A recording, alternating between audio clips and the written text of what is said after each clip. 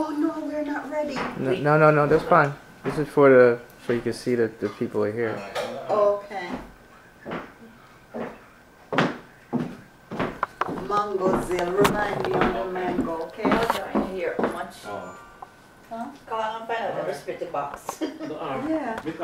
Put it back. This To person your first is page. That's the guy's wife. who want to call. But I didn't run the farm. Okay, so I'm gonna. Box and they just ship the box there. Wow. Yeah. We know orange, but never know mango. Yeah. They do orange too, No, when it's mango, on. that's mango now. Move your hand. Leave that on. Pure But mango. with pepper. All different kind of Scotch mango. bonnet pepper.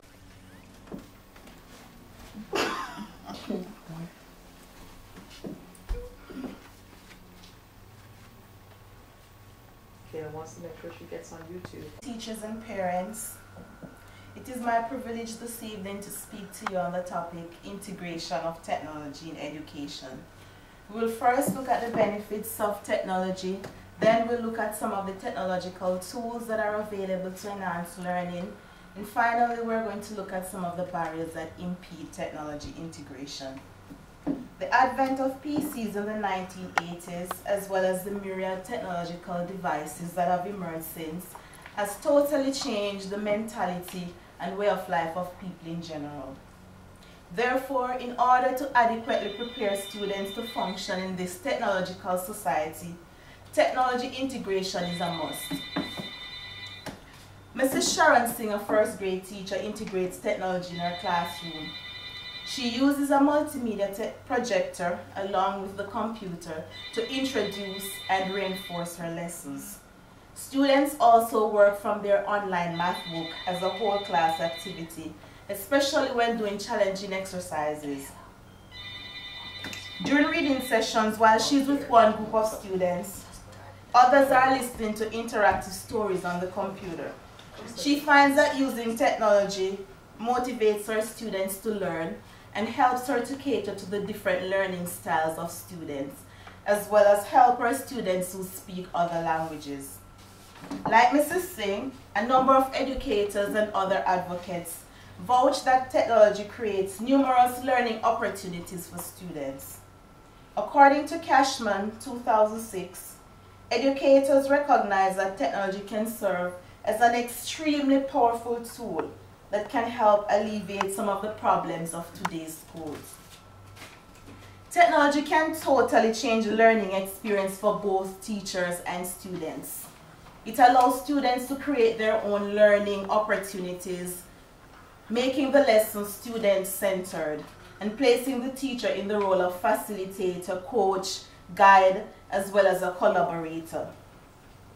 Now, this also changes the paradigm shift from the traditional way of teaching, where students are able to develop problem-solving skills as well as critical learning skills. According to Shop, technology supports a multiplicity of cognitive styles and learning behaviors. It has the capability to stimulate students and also increase class attendance. According to Edutopia 2008, it enhances the relationship between teacher and students and makes the learning process fun, changing the classroom into a digital arena that meets the needs of today's digital students. Now, there's a plethora of technological tools that can be utilized to enhance learning. Now, we're going to take a look at some of them today because there are many that teachers can integrate in their classroom.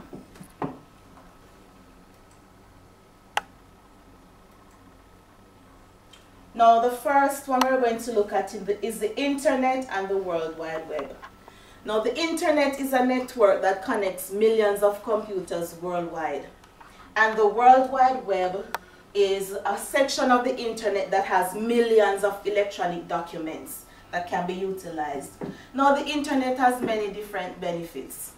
Now, its many communication tools such as emails, instant messaging, video conferencing, and chat room can help both students and teachers. Teachers can liaison with teachers from all over the world. They can send email to parents, as well as students can send email to other students. And of course, the research options are numberless. Now, information on the internet is always up to date, providing you know which website to go on. And there are many educational websites that teachers can use. Alright, digital media. You have multimedia projectors, large screen monitors like this one, as well as large screen television sets. Now, those are useful for large group situations, or if you only have one computer in your classroom. That is quite common, especially in third world countries. One computer. Now, you can use that to teach your entire class, to introduce your lesson, to reinforce concepts, millions of other things. And that will help to stimulate and pique the interest of your students.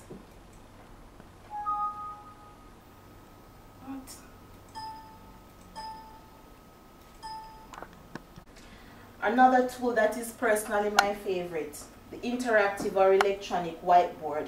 Now, teachers who have sinusitis, they will love this invention, because this actually is a touch screen device, and it takes everything from off your system unit to your whiteboard. You can draw on it, you can circle things, you can just use it just the same way as you would use a blackboard or a whiteboard, whichever. Alright, software. There are a lot of software that you can use in your classroom. You have education software, and education software is available in every subject area. And a lot of them come with drill and practice for mathematics, communication, grammatical skills, for English language, etc. You have reference software, such as encyclopedias that you can use for research purposes with your students, productivity software such as PowerPoint, Microsoft Word, and other kinds of software that you, the teacher, can use to prepare your lessons, as well as students can use them to prepare their projects or to do presentations. You have tutorials that you can use where students can sit and independently go through different lessons at their own leisure, so it won't affect students who are slower than others. And then you have simulation software, which is very good for those students who are queasy, for teachers who are queasy, because you can use it to dissect a frog. You don't have to deal with the blood and the gore and everything else, while it is highly interactive, so you learn everything. Everything is just there, and you can see it also in three-dimensional. Now, with all changes comes barriers, and technology integration is no exception.